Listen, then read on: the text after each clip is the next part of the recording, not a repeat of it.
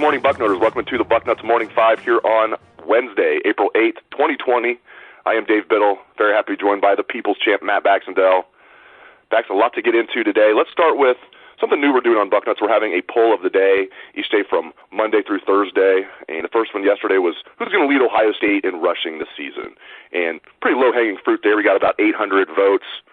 Trey Sermon ran away with the competition, 71%. And then in second place was Master Teague, right about 11%.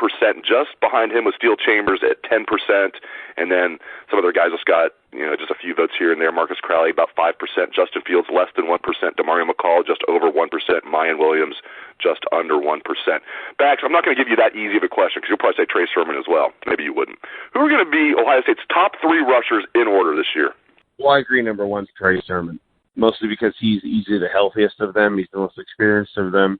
Even if Master Teague was fully healthy, you'd have to think that he and Sermon would both be getting a pretty large share of the football between the two of them. So I think Sermon's going to be number one.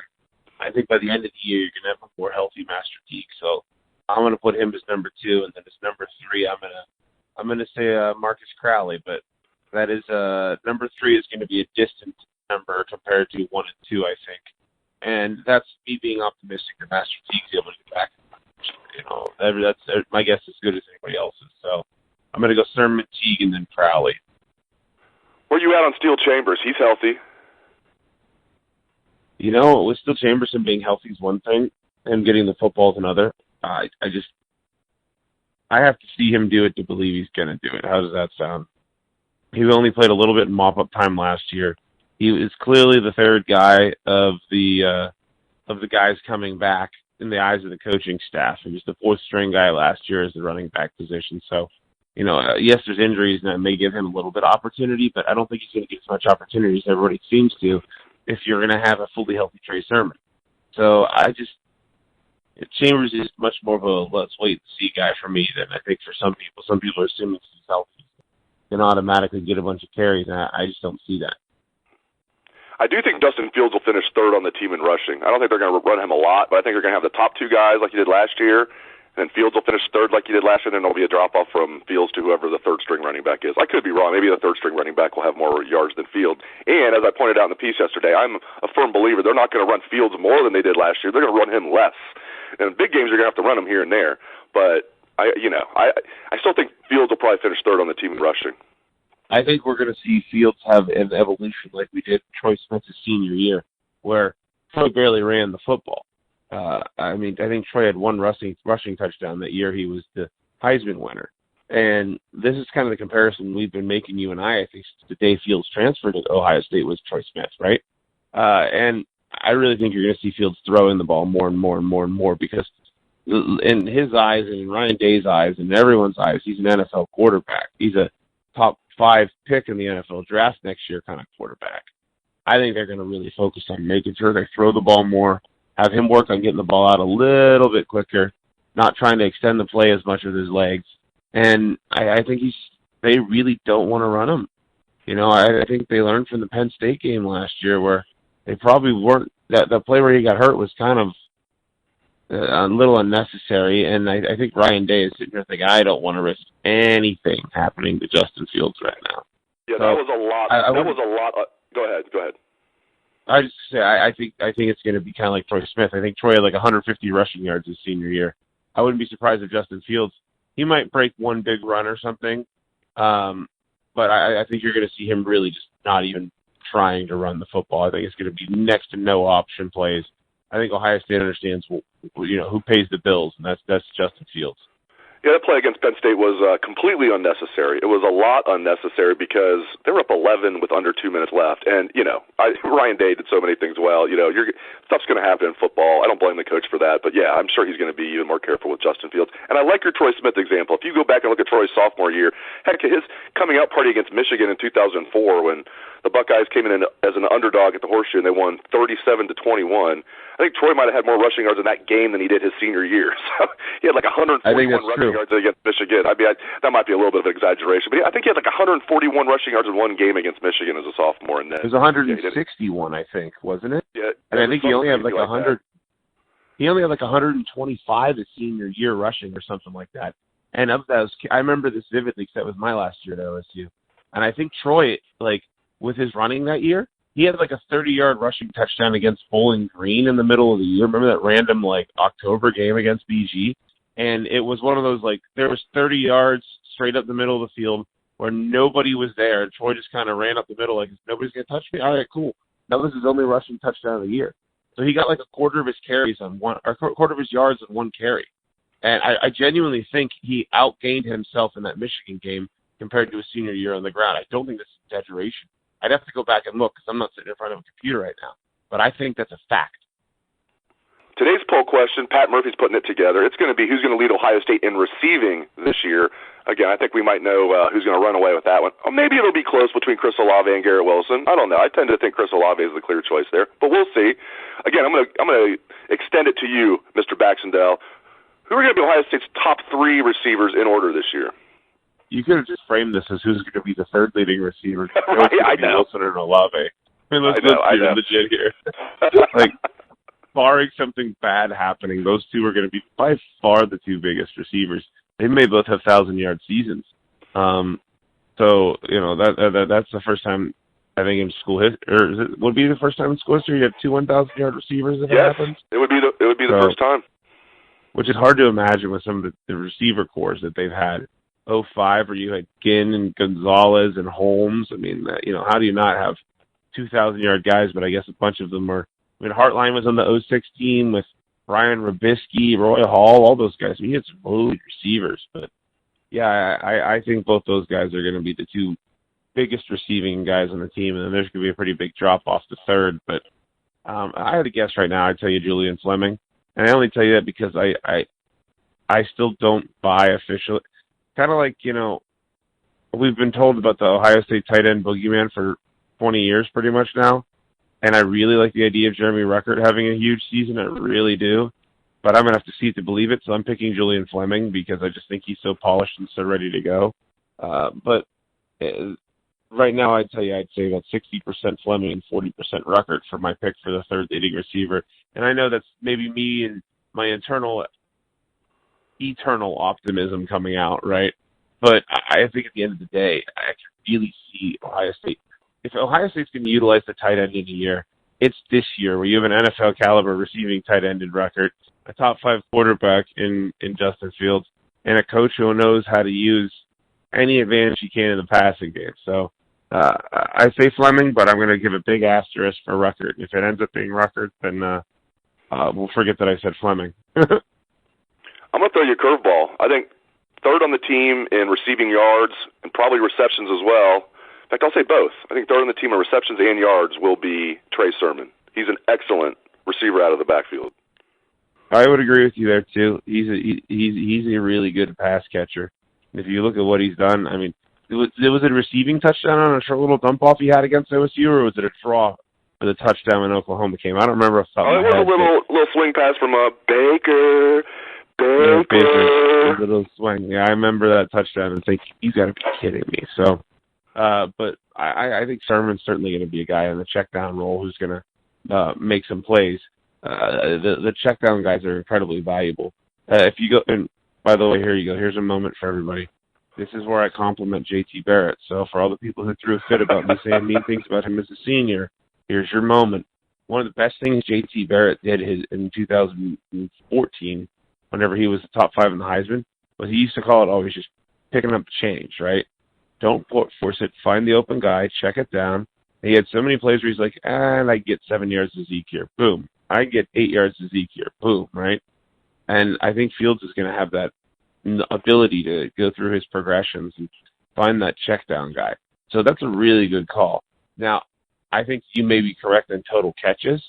I think Fleming's going to bust a couple big catches this year, and that's kind of the reason I think for the yardage that I'm still leaning towards Fleming. But, you know, if it's Sermon, it wouldn't shock me either. I mean, again, people who aren't excited about him coming to Columbus and then aren't even more excited knowing he didn't have an ACL injury, it was a much less severe injury, like didn't pay enough attention to Oklahoma the last couple of years. This is such a big deal for OSU. It eliminates a lot of our concerns that we all had coming into this year. Even with a healthy Master Teague, this is a godsend. So yeah, Thurman's a big deal, and he certainly could be the third overall receiver by the time it's all said and done. I wish we had like the old NCAA video games right now so I could simulate these 30 times and tell you who the third leading receiver was, right? What we're going through as a country right now just absolutely sucks, and that's putting it mildly. But there is some good news. The NFL draft is 2 weeks and 1 day away, and I am extremely excited about that. As you and I have talked about, I've thought about this as well. This isn't just going to break the ratings records for the NFL draft. It's going to shatter them. With us being cooped up, with there being no sports, this is just going to be so much fun to watch the NFL draft in 2 weeks and 1 day. I just absolutely can't wait. And as usual, Ohio State's going to be very well represented, but it's just going to be so much fun. And they're doing it, for those that haven't heard, I'm sure most people that are listening to the show know this. If you don't, it's going to be a completely virtual draft. It's going to be online. The teams are not even going to be at their facilities. They're going to be at their house. There are some teams that are trying to rent out hotels and stuff so they can just, just for them. Just no one else would be there, just the football team. But anyway, we are going to have a draft. It's going to be completely virtual, and I love it. I can't wait, Bax. I'm wondering how the presentation's going to be on this. You're going to have like the talking heads where they're all on split screen, right? And so that you can tell they're all somewhere, that they're like, a minimum 10 feet apart or something crazy. Is it going to be like watching a fantasy football draft that you're just not allowed to actually make a pick in? Are they going to say like first overall pick, like Joe Burrow, Bengals, and then it just like the automated voice goes to the next one and says, you are 3 picks away or something. I can see that. Somebody's going to do at least a meme of it like that. But I think the ratings thing is something that you touched on there that we're both in complete agreement on. You could see like old school, like MASH finale ratings for the NFL draft this year. Sort of ratings you don't get anymore just because there's so many channels. Like back in the day, we had like 6 channels. Like the ratings would be like, you'd have something where like 70% of TVs in America were watching something. I could legit see like 1 out of 2 TVs in America turned into the NFL draft over the 3 days that it's happening. Just because we need something that's new in sports. It's so bad that I was watching Belarusian hockey the other day because their president believes vodka kills the coronavirus. That's the only reason Belarus's hockey league played its championship. So, good for him if vodka kills his corona, but, at the end of the day, we need sports in the worst way. We need distractions in the worst way. I don't even know what, I'm assuming today's Wednesday because that's the day I'm on the Morning 5 with you, but today's pretty much like Blurs and Fliggles Day to me. I have no idea what day of the week it is half the time anymore. I've said that in the bucket on Sunday. I'm like, man, I'm just glad I remember, Sunday's coming up, so I have the article in on time. We need something that gives us a little bit of it'd be like a lighthouse in the fog. We're a ship adrift as a nation right now, just kind of trying to get through this fog. And they may just be a lighthouse telling us which way we got to keep going. But I would love to see that lighthouse in the NFL draft. It would be really funny, by the way, if they decided to have an empty casino floor in Vegas with one person live from the site of the NFL draft. That would be hilarious. I would laugh the whole show about that if they just opened it up with Roger Goodell standing in the empty lobby of the Bellagio, just and with the first pick. The things they could do with this could be really fun. But it's the NFL and it's the no fun league, so we're just going to have to settle for having a real football discussion. They should come up with some animations. Joe Burrow gets drafted. There's an animation of Goodell standing up there, and they do the handshake, and maybe they do a chest bump, maybe do a little dance, just make it fun, make it silly. But they won't do that, though. They'll think they will come across too silly, but if they did it right, it would be funny. A little animation. What would the animation for Mike Brown be? Mike Brown comes up there, shakes his hand, and then a little bubble pops up and says, "You get no offensive lineman for 4 years," or something they draft Joe Burrow and then it's Swami says future statistics not good. However the Bengals screw it up, that would be hilarious. We might need to put out an APB for Mike Brown backs. The Bengals spent a bunch of money in free agency. I haven't heard Mike Brown speak in a while. I don't know. Sure sounds like Katie Blackburn, his daughter, is now running the show there. We'll see. But no, I do not want to see an animation of Mike Brown. That'll make me vomit during the draft, and I don't want to do that. All right, next up. This is going to get my blood boiling, but I want to talk about it. One thing that we've been talking about on the show as a possibility is starting college football on time but having no fans in the stands. Now, no one would want that to happen. The point is that's way better than the alternative. And if these players are able to get tested and we have rapid testing by then, as you've pointed out, Bax, there's a way to do that. And I think most people are in concert with that. It's pissing me off, though. You got people coming out like Notre Dame's AD, because obviously they want the money, saying things like they can't imagine having a college football season with no fans in the stand. Well, I mean, you can't imagine it. Nobody wants that, but I can't imagine us having no college football. So if the alternative is to play college football with no fans in the stands, but it's determined by medical professionals that the players are safe, let's do that. And Mac Brown's now coming out saying the same thing as Notre Dame's AD, saying he can't imagine playing college football with no fans in the stands. He would rather there not be a season than not have fans in the stands. I do not get this perspective at all. Again, it's not what we want, but it would be way better than the alternative, and it might be only for like a month or so before we can then have fans in the stands. Even if we have rapid testing, I don't know how you can rapid test 100,000 people in a horseshoe, but you can have football with no fans in the stands, in my opinion.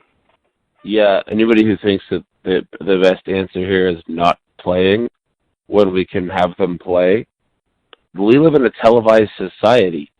Like, this isn't like, 1945 and the only way Americans could see Ohio State football was to tune into the radio or go down to the horseshoe. I think that's asinine.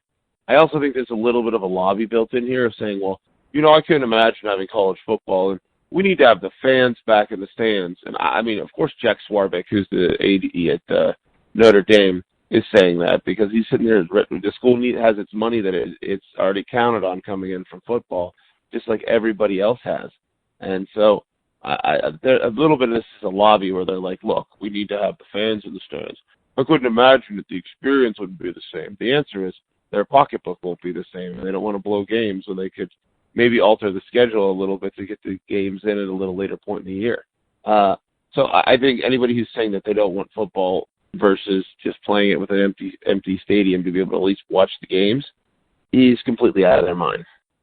So I think there's a little bit of gamesmanship here. I don't think anybody who says that should be really taken at face value. I find that asinine.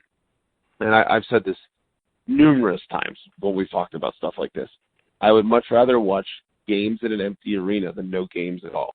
Like, baseball's talking about, like, having the entire Major League season going on in, like, the Phoenix area with, like, the club and players and personnel, like, all isolated, and then they go to, like, a couple different stadiums down there for spring training and play their games in front of no fans. Dude, if there was baseball on right now, I'd be watching random games. And I think I watched, like, 3 baseball games last year. Like, that's how badly we need sports. And that's baseball. That's not college football, which to me is the best sport by far. I would watch a Bowling Green versus Idaho game if it was on right now. You know what I mean? And I'd be watching it like it was the greatest thing ever, right? And not to mention all the ancillary benefits. You think when sports come back on TV, with all the states where gambling's legal now, that you're not going to see insane amounts of money coming in on stupid events? Like, I think there's so many different things that are involved with having these games that, as long as the medical personnel say there's a safe way to do it, I don't think you don't do it. I think that's like saying, I can't get pizza from Pizza Hut, so I'm not eating this frozen pizza here. Like, it's pizza. Eat it. Shut up. It's football. Play it. Shut up. Yeah, take a page out of the NFL drafts book. I mean, what are they going to do, just shut down the draft? I know it's not the same thing. It's not a live sporting event. It's the best reality show on TV, the draft. I get it's not apples to apples, but still, again, and we don't even know if that's even going to be a possibility. My only point is if we get to the point where we can have rapid testing and it's widely available, there already is rapid testing and it's widely available, I mean, that might be the best alternative is all I'm saying. And the people that push back on that, it's just, I think it might be some gamesmanship, but also people just talking out of their rear ends too. Anyway, great stuff. Good conversation here. I really appreciate it, Bax. Thanks to our listeners out there. Hope everyone has a great day. Stay safe, Bucknutters. Let's hear that Buckeye swag, best damn band in the land.